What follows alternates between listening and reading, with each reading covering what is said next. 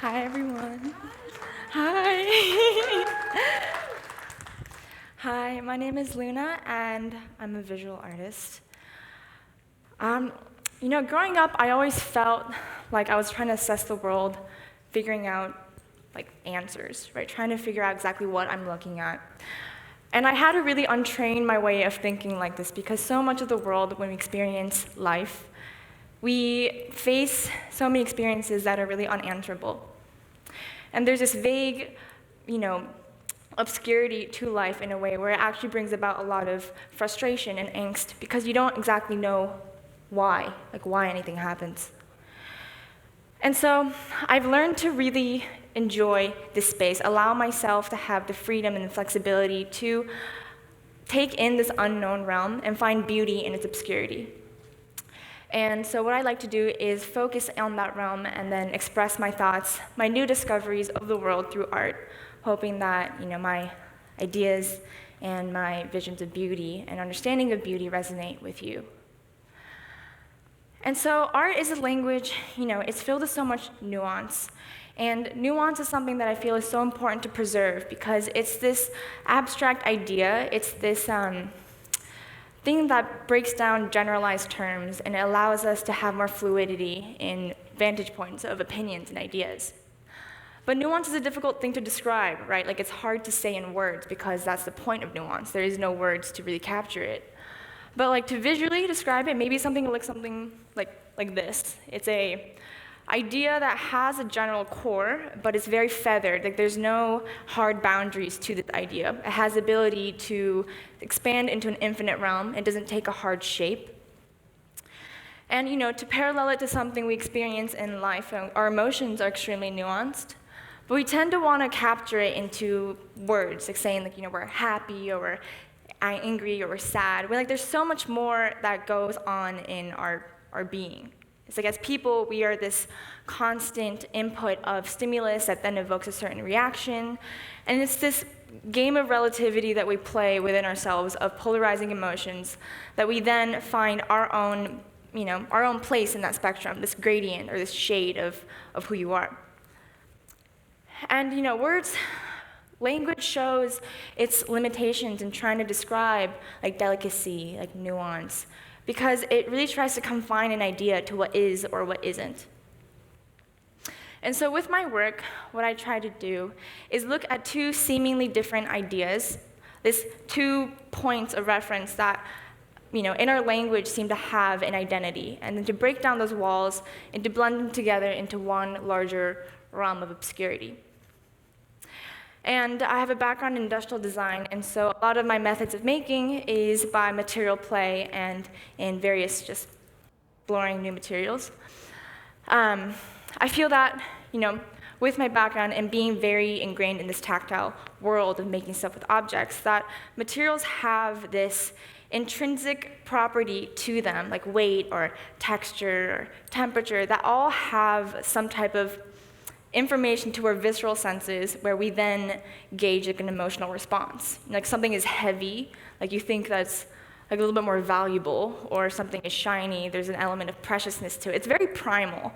And I listen to these spaces, I'm so fascinated by that, and then I feel like they all translate into a personality, almost. Materials have a way of expressing things just through our visceral senses that, again, words just don't necessarily capture. And what's really interesting now is that technology, or this virtual space, right, why we're standing here today, is that in itself is becoming part of this material library.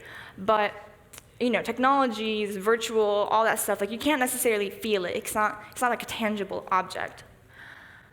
And so, with all this visual senses, everything applies to your own perceived value of things. And the value of this online space, this virtual realm, what's provided for me, and I think for all of us, is that it's given us this access to information. And it has allowed us to travel to so many different realms of the world, outside of our just general human experience. We can look at time lapses of growth and speeds that are just outside of our interpretation of time.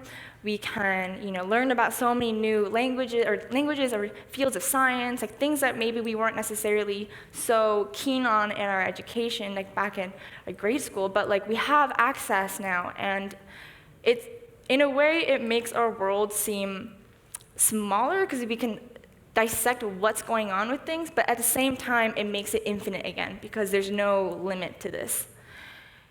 And so again, we're kind of in this flux of like feeling like we understand ourselves, understand the world, and then we learn about something new, and it breaks apart again. And it's this constant ebb and flow, this cycle of like letting what you think you know and letting that go, and then, absorbing it into one more larger, obscure realm, transitioning yourself and your relationship to the world. And so I want to transition now just from that train of thought, and why I think nuance is so valuable, because it breaks down those associations and it gives us a sense of relief into kind of the projects I've been working on for the past few years and how I apply that method of thinking into my work. So in 2019, I came across this flower. And this flower, if I had seen it outside, I probably would have walked past it, but it does something really amazing. Basically, when it rains, it turns into this. It's like the most insane thing I've ever seen on the internet. And pretty much, from this point on, plants just no longer look like plants to me. Rather, they were these intricate, super delicate forms that I would never be able to sculpt by hand, that had the potential, just in its intrinsic properties, to transform into what looks like a soft glass. I was completely transfixed, and it completely changed my view of our general landscape. And so, from here, I spent about, it's just like a tunnel vision into just, again, figuring out with my natural state of being, like, what is going on, like, how is this possible? And it expanded into realms of, of course, in science, my own understanding of nature, of biology, and then reaching out and extending it into, a general audience of botanists, of bioengineers, into the medical field, to just gauge relationships between how this biomimicry might be applied to our real-world experiences. And so this project, what turned into, was this melting pot of so many different fields that seem to have a very hard boundary of what they are and how their use cases and how they're applied to our environment or our studies and everything like that. And what this became a melting pot of science, botany, later on into aquascaping, and then later on into digital art. And it was just so much fun to not know exactly what I was looking for or what the result was going to be, but diving yourself into this dark void where all your guidance is based off of instinct. And realizing that the more you are driven by curiosity, the more things just start to piece together because you build these relationships to ideas that are just very natural and interesting to you. So after about a year or so of researching, and developing, trial and error, I finally resulted to this. I call this piece the Lily of the Valley, but it's technically no longer what you think it is. So through the research and the time-lapse that you saw earlier, what you're seeing here is a lily of the valley where all the DNA, the cells, the genetic information that was part of this flower in itself completely stripped from its anatomical form. But what's left is this cellular scaffold, this tissue that's still preserved as the original shape of its past living self. And so in a way, technically, it's no longer really a plant, and it's also no longer alive. This was the first time that I really looked at death in a way, right in front of me, and seeing it manifest in physical form, and thought it was such a calming, beautiful experience. I'd always thought that life and death are these very polar, hard boundaries of things where you live and then you die, and we don't really know what happens after that. And so much of our life is informed by the fact that we're going to die. And so all these feelings and emotions, the things that make us who we are driven by this time constraint. But for the first time, observing what was happening here and actually the results that happened afterwards, I started to think of this hard boundary a little bit differently. So these installations, I place them in aquatic tanks where the water helps suspend and basically keep the plants back upright, or stand them back upright. But after about 6 months or so, or during the course of 6 months to a year after watching this, the plants, even though they were standing back upright in the beginning, they started to wilt again. They, you can see here, but the flowers were falling off the branches, and eventually the entire body disintegrates, and it disappears directly into the water. So, in this death, there was life again, or what seemed to look like life again. And so I call this project Afterlife, because to me it represents this liminal space between death and rebirth. And this is all just happening in front of me, I'm just recounting my observations. It's what you would see too if you saw this in real life. So my human contribution, because the beauty of the plants is already as it is. We see these plants every day around us. We just don't look at it in this way. But you change the surface of something, and then the experience becomes completely different. You can reinterpret the world and your relationship with it with a whole new lens. And so my contribution, my human touch to what's happening of this ephemeral and fleeting experience, was to capture it on film and to create digital relics of this experience and to immortalize these plants in these video artworks. Transplanting the plant from the original state, which is the soil and sun, then transitioning into this aquatic, almost time capsule, and then transplanting them into this online space, this dark virtual void, where the plants themselves, the memory of its existence, is what illuminates this dark web, this place that's really boundless and the unknown. And so when blockchain technology came to me, I was really drawn to this eternal essence that was surrounding this new technology of Web3, right? And then I looked at it as though I was really charmed by this digital fingerprint that you can attach to an online asset.